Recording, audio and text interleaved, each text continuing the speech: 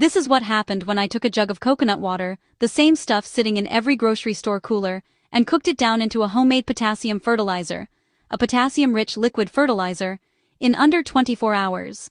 No lab equipment, no pricey chemicals, just a stovetop, some patience, and a bit of kitchen-level science. Anyone who's spent real time in a garden already knows potassium is the third number on every fertilizer bag, the K in NPK, borrowed from the Latin word kalium. That single nutrient drives fruit development, helps fight off disease, regulates how your plants handle water, and builds stronger cell walls. Cracking tomatoes, peppers that refuse to ripen, brown scorched edges creeping along the margins of older leaves, all of that points straight at a potassium shortage. Once flowering and fruiting kick in, most plants demand more potassium than almost anything else. And that brings us to coconut water. USDA data puts its potassium content at roughly 250 milligrams per 100 grams, which shakes out to about 600 milligrams in a single cup. Compare that to a medium banana at around 422 milligrams, and cup for cup, coconut water actually edges it out. What makes coconut water more than just a potassium delivery vehicle, though, is everything riding alongside it: magnesium, calcium, phosphorus, amino acids, B vitamins, and a class of compounds called cytokinins.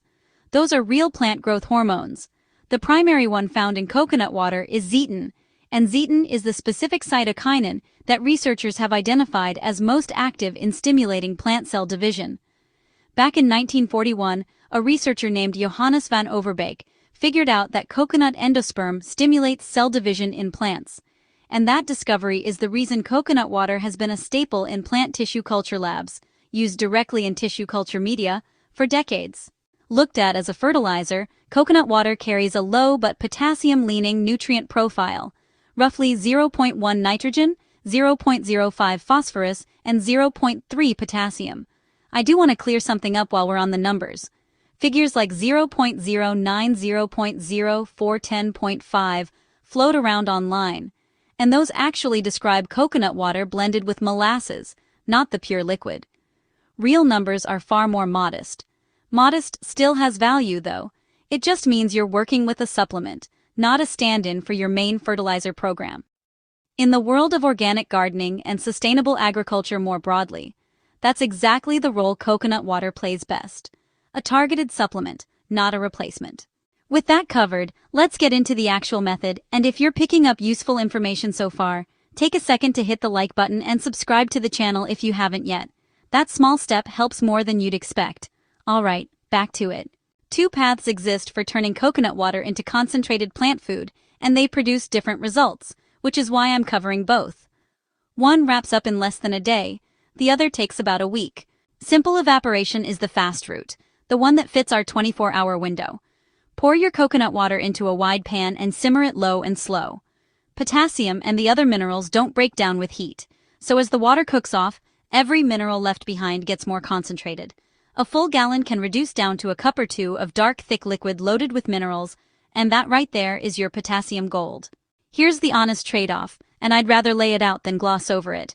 Heat concentrates the minerals beautifully, but it wrecks the cytokinins, including that zeatin, those plant growth hormones I mentioned a minute ago. Sugars caramelize and brown as well. Commercial producers use low-temperature vacuum evaporation or reverse osmosis, a membrane-based filtration process, specifically to preserve what a hot stove destroys, which tells you something about what gets lost in a kitchen boil-down. Your stovetop concentrate delivers concentrated minerals, just not the full living biostimulant. Knowing that upfront matters. The slower path comes out of Korean natural farming, a system built by Chohan Kyu, born in 1935 in Suwon, Korea.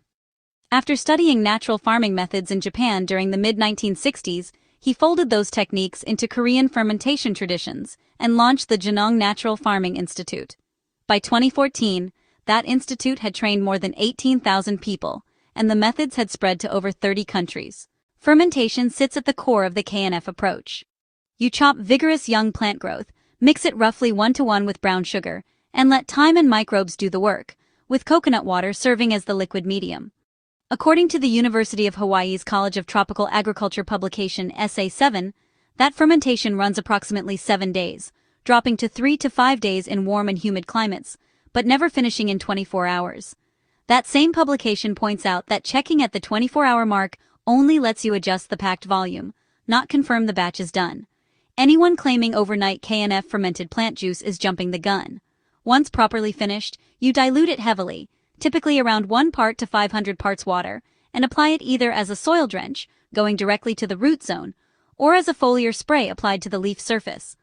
Those are two distinct application techniques with different uptake pathways. That version keeps the hormones and beneficial microbial activity intact. I should be straight about the science here too. Evidence backing KNF remains limited, and the University of Hawaii researchers have said as much themselves.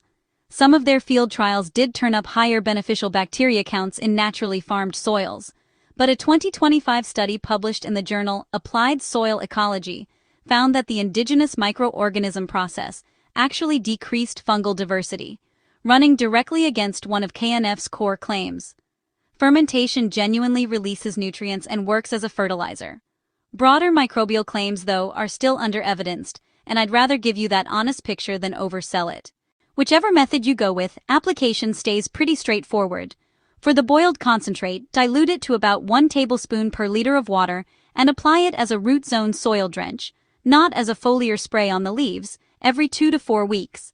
Fruiting vegetables like tomatoes and peppers respond best during their flowering and fruiting stage, and leafy greens, orchids, and cuttings you're trying to root also take to it well.